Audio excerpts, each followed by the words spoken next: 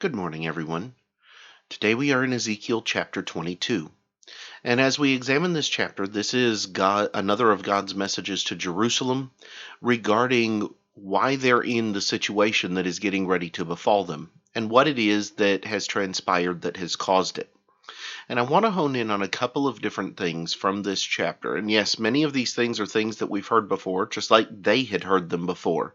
And it's still God trying to get his point across to them. But I think there's some interesting things that we can find in this chapter that help us to understand God's perspective when it comes to the people of Judah. And so in chapter 22, I want us to begin this morning in verse number 7. And we're not going to read the entire section, but from verses 7 through 12, you have this laundry list of things that they have done under the auspices of their idolatrous gods.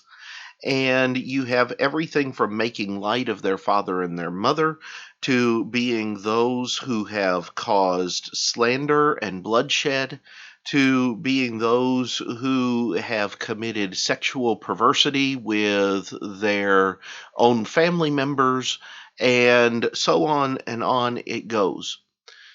One of the things that God is illustrating is that the people of Israel have not just made the decision to go another religious direction, but rather they have decided to take on an entirely different lifestyle, because worshiping these idols and going these other ways causes a difference in behavior and requires a difference in behavior. Remember that for some of these idolatrous gods, it requires you to offer your own child as a living sacrifice on the arms of an altar, and to burn that child alive, to kill that child in sacrifice to this idol. And you have others that require various actions and various attitudes to be different from what God has commanded. And so it's not just a matter of we're going to change our religion, but it doesn't really have any impact on our daily life or on our social life or things of that nature. But rather, the changes of turning away from God and no longer listening to his word and his standards of right and wrong have a profound impact on the society of Israel, in the way that they interact with one another, in the way that they treat one another, the way that they look at one another. All of those things are a strong shift in the wrong direction, because it turns them away from taking care of one another, looking out for one another. And as he puts it, you and your neighbors have forgotten me. When we forget God, we turn in directions that pull us away not just from God, but from one another as well. When you drop down to verse 19, there's another interesting point that God is going to make, and that is he is going to compare the people of Israel to dross and call Jerusalem the melting pot. The dross is that which is useless. It is the refuse. It is that which needs to be removed for the purity of the people to remain.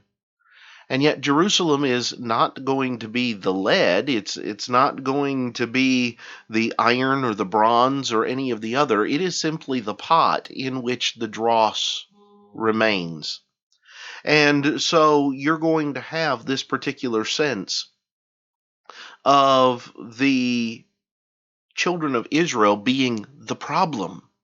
It's not just a matter of things that they do that are problematic. It's that they themselves are the problem.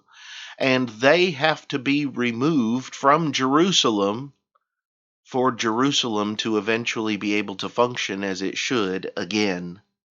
We recognize Jerusalem is about to be destroyed, but Jerusalem is going to be rebuilt. And in the days of Jesus, Jerusalem is going to once again have her function and have her place in the world, but not with these people in charge.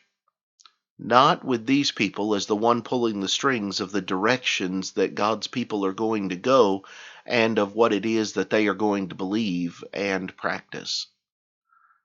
Israel at this time is the dross.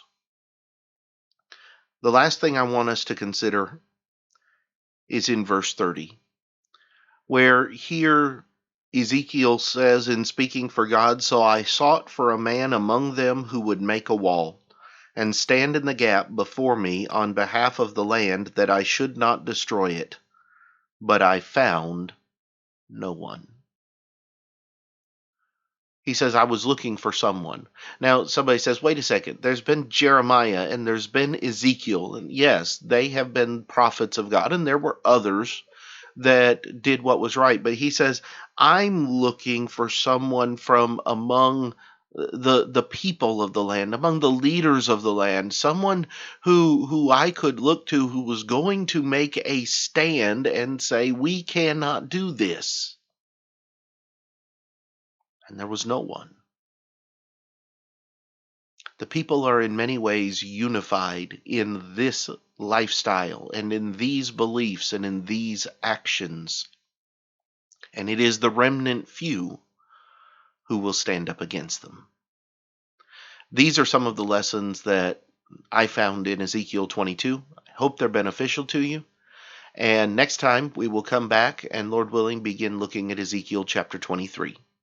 But until then, have a great day.